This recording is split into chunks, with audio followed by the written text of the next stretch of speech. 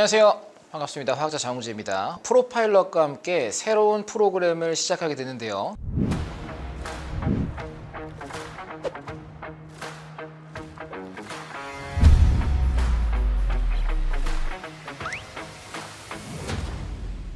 프로파일럿 구독자님들이 좋아하시는 무기의 과학을 엮어서 심도 깊은 대화를 나눠보는 시간을 앞으로 가져볼까 합니다. 오늘은 스텔스의 과학적 원리에 대해서 이야기해 보겠습니다. 레이더는 한계에 온 것 같다. 적외선의 형상도 다르게 보이기 때문에 적구인지 아구인지 판단할 수 있게 하는 것까지 지금 만들려고 있습니다. 왜냐면 저도 약간 이런 장비나 은폐 쪽에 관심이 있다 보니까 개인적으로 길리슈트를 몇 개를 갖고 있어요. 혹시 스텔스 기능을 도입하려는 시도가 있을까요? 그래서 요새 군복들은 능동적으로 지역에 따라 바뀌는 걸 만들려고 하고 있고요. 무늬가 바뀐다는 말씀이세요? 예, 맞습니다. 제가 봤던 것 중에 바나디움이라는 원소가 가열했더니 막 7, 80도인데 보이는 거는 한 10몇 도, 20도로 보이고 이런 논문을 보고 되게 신기하다 했거든요. 자, 먼저 오늘 설명을 도와주실 교수님부터 소개해 보겠습니다. 반갑습니다, 교수님. 예, 반갑습니다. 자기소개 한번 부탁드립니다. 연세대학교 기계공학부에 있는 조형희입니다. 저는 주로 지금까지 스텔스 기술을 연구해봤습니다. 스텔스. 사실 스텔스가 굉장히 어렵고 복잡한 군용 기술이기도 하지만 아마 많은 시청자분들이 일상에서도 느낄 것 같아요. 저도 항상 제 휴대폰이나 자동차 열쇠가 스텔스라는지 도무지 찾을 수가 없는 일들이 많은데 이렇게 생각하면 이게 그렇게 어려운 일일까 싶기도 한데 아마 오늘 이야기를 들어보면은 많은 분들이 궁금해하는 게 좀 이야기가 풀릴 것 같다는 기대가 됩니다. 자, 그런 면에서 이 화이트보드, 저희 뒤에 화이트보드에 약 5개 정도의 전투기의 사진이 놓여 있거든요. 미국에서 개발한 여러 스텔스기들로 보이는데 F117부터 이제 F22까지 여러 종류들이 있는 것 같아요. 예, 맞습니다. 뒤에 있는 5개는 대표적인 스텔스 비행기입니다. 어떻게 보면 F117이 초기에 형태도 가오리처럼 생겨서 레이더를 잘 회피할 수도 있고 또 표면에 도료를 발라서 레이더파를 흡수하는 그런 기능을 가지고 있고 그게서 진화해서 B2로 갔다가 계속해서 F-22, F-35 최근에 6세대 전투기라고 해서 B-21 6세대도 알려져 있습니다. 근데 아직까지 공개된 게 없기 때문에 예측컨대 가장 앞선 스텔스 기술을 갈 수 있을 거라고 생각하고 있습니다. 근데 또 스텔스 비행기 하면 사람들이 생각하는 게 굉장히 독특한 모양새, 각진 곳도 있고 가오리처럼 생기고 이렇잖아요.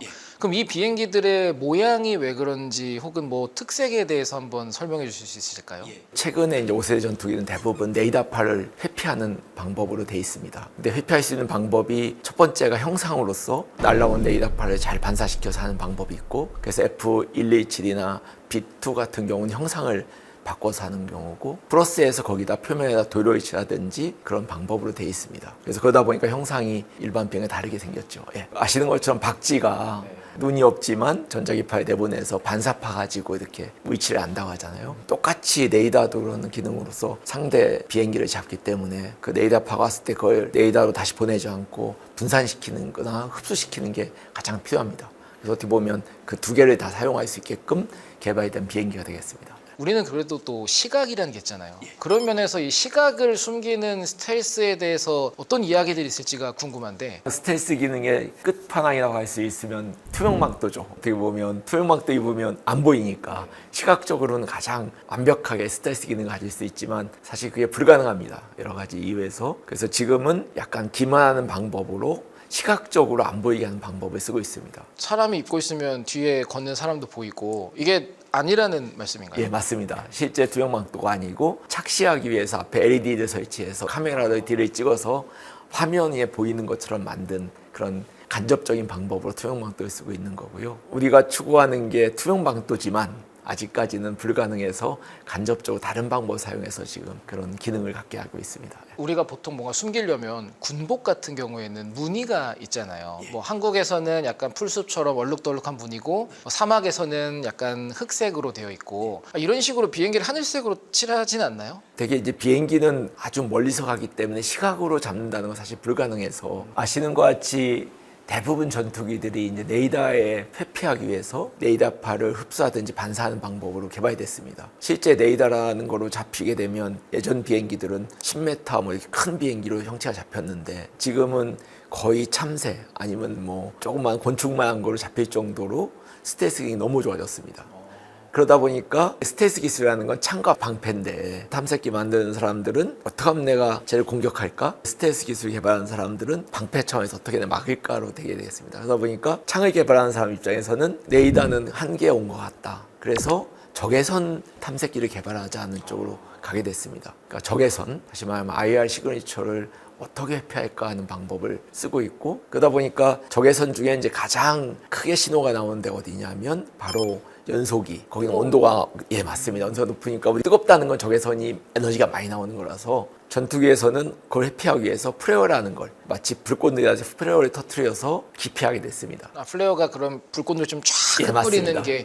그래서 1세대 적외선 탐색기는 고온에서 나오는 걸 잡는 거였는데, 최근에 나오는 탐색기는 어떻게 하냐면 표면에서 나오는 에너지를 탐색할 수 있는, 온도는 높지 않지만 어느 정도 되는 온도를 탐지할 수 있는 게 나오고 있습니다. 적외선이라는 게 이제까지 못 찾던 걸 찾는 새로운 눈이 됐는데, 솔직히 항공기가 크기도 다르고 모양 다르잖아요. 그럼 적외선의 신호라든지 이것도 달라질 것 같은데, 이건 분석이 가능한가요, 이런 게? 가장 큰 게 공력 가열이라는 건데, 비행기가 빨리 가게 되면 온도가 높아지는데 그걸 공력 가열이라고 합니다. 그러니까 공력 가열이라는 게 뭐냐고 잠깐 설명드리면, 별똥별이 떨어질 때 보면 불꽃처럼 보이고, 마치 이제 우주선이 대기권 진입할 때 보면 거의 불처럼 보입니다. 그렇죠. 타오르는 것처럼 그려지잖아요. 그게 공력 가열입니다. 워낙 속도가 빠르기 때문에 연만도가 되다 보니까 마치 불꽃 타는 것처럼 보이게 되는 거죠. 이제 그렇게 공력 가열이라는 게 어떻게 보면 속도에 따라서 바뀌고 값이 형상에 따라서도 바뀝니다. 실제 이제 IR 카메라로 비행기를 찍은 걸 보면 마찰 열이 생길 때 어떤 각도로 이 공기를 맞이하냐에 따라 바뀌기 때문에 똑같은 비행기는 어디는 높고 어디는 낮고 이렇게 되어 있습니다. 그래서 지금 탐색기 개발하는 쪽에서 어떤 걸 사용하냐면 AI 사용해서 IR 카메라로 비행기 찍으면 저게 적구인지 아구인지 판단할 수 있게 하는 것까지 지금 만들어가고 있습니다.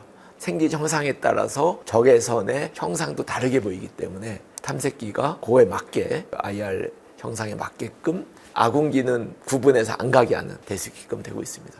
그것도 되게 신기해요. 그러면 나중에 언젠가는 모든 비행기 모양이 같아질 수도 있겠네요. 적과 구분되지 않기 위해서 또 시도를 하다 보니까.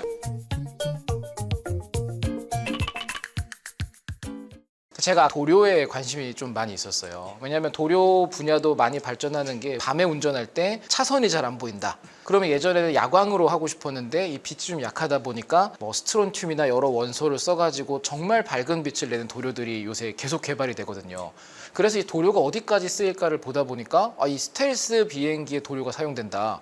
도대체 뭘 써야지 이걸 막을 수 있을까? 이거를 분석해봤더니 산화철이라는 우리가 흔히 말하는 철가루, 이 철가루 물질을 바른다고 하더라고요. 아이언볼 페인팅 해가지고 이걸 바르면은 레이더 빛을 받았을 때 이거를 열 에너지로 바꾸기도 하고 아니면은 다른 형식으로 소실시키기도 한다. 이렇게 도료를 사용한다고 많이 들었는데, 그럼 아까 적외선이라는 게 또 중요하다 했잖아요. 그럼 적외선도 그냥 일반적으로 도료로 막나요? 아니면 새로운 기술이 또 쓰여야 될까요? 적외선은 지금 알려진 거로는 도료는 조금 어렵고요. 그러니까 새로운 메탈 물질이 개발이 되고 있습니다. 메탈 물질 하면 우리 자연계에서 존재하는 자연 물질들은 당연히 어느 물질이나 주어진 온도에서 적외선 에너지를 내보냅니다. 다양한 파장대로 내보내는데, 메탈 물질은 선택적으로 특수한 파장에서만 에너지를 내보내고 그렇지 않은 파장은 내가 안 내보내게 할 수 있는, 조정할 수 있는 특수한 인공적으로 개발한 물질이 될 텐데, 그러다 보니까 자연계에는 존재하지 않지만 우리가 특수하게 만들게 되면 실제 미사일의 탐색기에 탐색되지 않는 그런 파장대로 에너지를 내보내고 나머지는 다 내보내지 않는 그런 걸 할 수 있게 되겠습니다. 이게 또 화학에도 메탈이라는 단어를 많이 쓰거든요, 구조에서. 보통 이제 그리스어에서는 다음이란 용어이기 때문에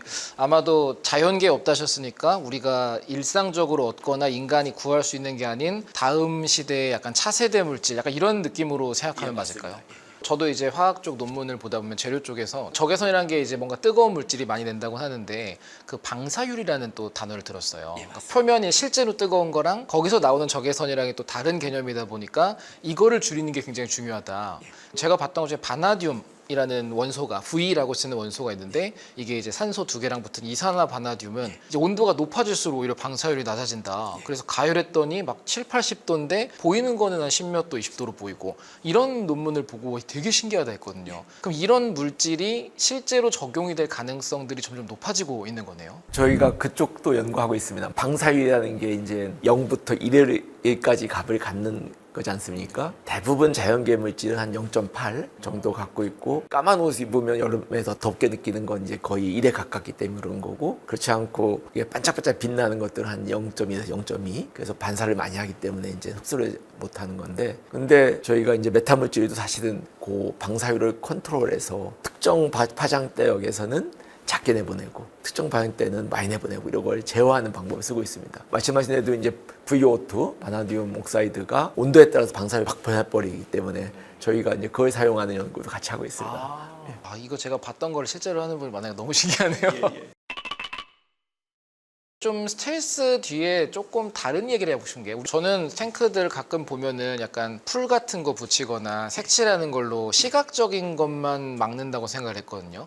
왜냐면 저도 약간 이런 장비나 은폐 쪽에 관심이 있다 보니까 개인적으로 길리슈트를 몇 개를 갖고 있어요. 정글용, 사막용 다 가지고 있고 한데 쉽게 말해 탱크 같은 이런 장비들도 혹시 스텔스 기능을 도입하려는 시도가 있을까요? 예, 당연히 있습니다. 왜냐하면 탱크를 잡는 미사일들도 똑같이 먼 거리에서는 레이더 파루개를 감지하고 가까이 가면 정확도가 높은 적외선 탐지기를 쓰고 있습니다. 그러다 보니까 탱크도 적외선 회피할 수 있는 여러 가지 기술들을 하고 있고요. 당연히 탱크뿐만 아니고 선박도 군함들도 다 그런 기능을 가질 수 있도록 하고 있습니다. 이제 뭐 지상 무기나 운송 수단에도 들어갈 수 있다라는 이야기를 들었으니까 좀 어처구니 없을지 몰라도 질문 드려보는데 자동차에도 스텔스 기능을 넣을 수가 있을까요? 어떻게 해야 될까요? 넣으려면? 자동차는 넣으면 안 되는 거죠. 남들이 잘 봐야 되니까. 근데 2000년도 초반에 투명방도가 한창 유행할 때 자동차의 표면에 LED로 만들어갖고 카메라로 주위를 찍어서 마치 없는 것처럼 보이게 하는 그런 광고들이 많이 나왔습니다. 그러니까 마치 차가 안 가는 것처럼 하는 건데 당연히 자동차는 그러면 안 되겠죠. 사고 날 테니까요. 그렇지만 그 기술을 국방으로 가져와서 탱크나 다른 무기 체계에 지금 적용하고 있는 거죠. 솔직히 이런 게 궁금했던 거는 그 T사의 사이버 땡땡이라는 차의 모양을 보고 이건 스텔스 기능이 있을까를 의심한 적이 있어요. 각져 있고 독특해서. 우리가 뭐 군복이 됐건 뭐가 됐건 그 위장 패턴 색이 다르잖아요. 근데 아마 이것도 뭔가 신호를 감춰야 되니까 그냥 대충 페인트 칠하듯 하는 게 아니라 다른 기술이 있을 것 같거든요. 그런 거에 대해서도 뭔가 차이가 있나요? 예, 말씀드린 것처럼 AI가 발달하면서 이 탐색기들이 온갖 걸 다 형태를 구분하다 보니까 근데 기계 언어를 사용해서 탐지하게 되겠습니다. 그래서 저희는 이제 그러면 거꾸로 거기에 탐지되지 않을 형상이 뭐가 있을까에 대한 연구를 하고 있습니다. 쉽게 생각하면 체크보드를 만든다든가 아니면 군복처럼 만든다든가 IR 패턴을 구름이 있을 때는 구름처럼 만드는 게 좀 좋고 그래서 다양한 거 연구하고 있고 AI 발달과 함께 탐색기들이 더 좋아지니까 스텔스 기술에서는 그걸 회피할 수 있는 방법을 찾는 게 또 하나의 영역이 되겠습니다. 이게 패턴이 영향이 있기는 있는 거군요. 그래서 요새 군복들은 능동적으로 지역에 따라 바뀌는 걸 만들려고 하고 있고요. 무늬가 바뀐다는 말씀이세요? 예, 맞습니다. 할 일이 굉장히 많으신 것 같습니다. 맞습니다. 폴아웃이라는 게임이 있거든요. 근데 게임이든 영화든 이런 데 항상 그 스텔스 슈트라는 게 나와서 몸이 투명해지는 게 나오는데 아까 잠깐 말씀하신 그 투명 망토의 궁극적인 형태가 아닐까라는 생각이 들어요. 그럼 이것도 역시나 메탈 물질을 쓴다면 옷을 떠나서 인간을 숨기고 이 모든 걸 숨기는 것도 이론상은 가능할까요? 예, 이론상 가능합니다. 레이더파는 파장이 10cm 되기 때문에 크기 때문에 쉽게 메타물질을 만들 수 있는 거고 적외선도 1, 2마이크로 사이즈이기 때문에 그것도 가능한데 이 가시광선은 몇백 나노기 때문에 사실 그렇게 작은 걸 만드는 게 현재로서 불가능합니다. 그 성공한 건 아주 작은 뭐 몇 미리짜리로 투명막도를 만들었다 이제 그런 게 이제 보고되고 있지만 몇 미리미터요? 예, 그렇기 때문에 사람을 하려면 그건 거의 불가능할 것 같고 그래서 이제 그 방법이 안 되니까 아까 말씀드린 것처럼 어떻게 보면 LED 같은 걸로 만들어서 착시를 만드는 다시 말하면 기만하는 그 비슷한 예시를 동물 세계에서 들은 게 있었어요. 심해어들 같은 경우에는 빛이 너무 적다 보니까 위에 있는 녀석은 빛을 자기 몸체로 가려서 우리가 생각하는 그 물고기 모양대로 그림자가 지니까 들킬 수가 있잖아요. 그러니까 배 쪽에 발광기관이 있어서 이 빛을 유사하게 맞춰서 자기를 숨기는 스텔스 기능을 갖고 있는 생물체들이 있다라고 들었거든요. 이런 기술들도 실제로 적용되고 있을까요? 저희가 바이오 미메티라고 해서 좀 생체 기술을 접목해서 하는 방법들이 되겠습니다. 사실 뱀도 걔가 눈이 나쁘지만 주로 적외선 감지 기능이 있어서 한다고 합니다. 동물들이 갖고 있는 본능적인 여러 가지 기술을 접목해서 많은 기술들이 지금 개발되고 있고, 사실 온갖 방식과 감지 기관을 숨기는 쪽에 연구를 하셨는데 이렇게 하다 보면은 왠지 그 이상적인 이게 나의 최종 목적지가 되고 싶다라는 게 있으실 것 같아요. 궁극적인 계획이 있으실까요? 어벤져스 영화를 보신 분 알겠지만 갑자기 큰 비행체 하나 사라집니다. 헬리캐리언까지 날아다니는 맞습니다. 예. 그래서 저희가 생각하는 건 시각적으로도 사라지고 레이더 측면에서 사라지고 IR 측면에서 사라질 수 있는 그런 게 어떻게 보면 스텔스 연구하는 사람한테는 꿈이 되겠죠. 그러니까 모든 시각, IR, 레이더에서 사라지게 할 수 있는 궁극적으로는 저희가 만들 수 있는 최고의 스텔스 비행기가 되겠습니다. 철학적으로 되게 무섭네요. 실체는 존재하지만 감지할 수 없는 게 있는 거고. 예, 맞습니다. 꼭 되면은 말씀해 주세요. 타보고 싶습니다. 사실 이렇게 또 스텔스 기술에 대해서 굉장히 다양하게 우리가 이야기를 해봤는데, 구독자분들께서도 이 스텔스 기술에 대해서 혹시라도 뭔가 아이디어가 있으시거나 의견이 있으시면 언제든지 부탁드리고요. 또 잊지 말고 댓글과 구독도 함께 부탁드립니다. 자, 그럼 다음 시간에 또 뵙도록 하겠습니다. 네, 감사합니다. 감사합니다. 자, 그럼 이제 본격적으로 초음속에 대한 이야기를 한번 해보려고 하는데요. T50 초음속 고등훈련기 프로젝트에서 개발 업무를 담당했습니다. 특히 공역팀에 속해서요. 실제로 연구하시는 분은 처음 뵙다 보니까 그러면 옆에 화이트보드가 준비되어 있어서 제가 좀 와, 오랜만에 수업을 듣는 느낌이네요. 또 제가 재료화학자이기 때문에 말씀드리자면 공기랑 마찰을 하기 때문에 뜨거워진다, 이렇게 생각하시는 분이 많은데 이것은